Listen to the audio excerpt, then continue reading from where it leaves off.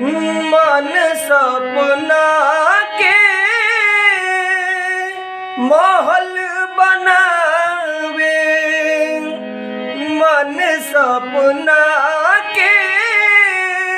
महल बनावे, दुनिया ढेला चलावे,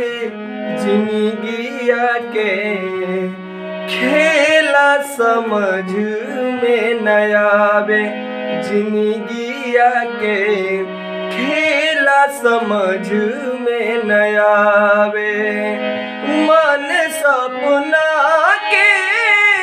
महल बनावे,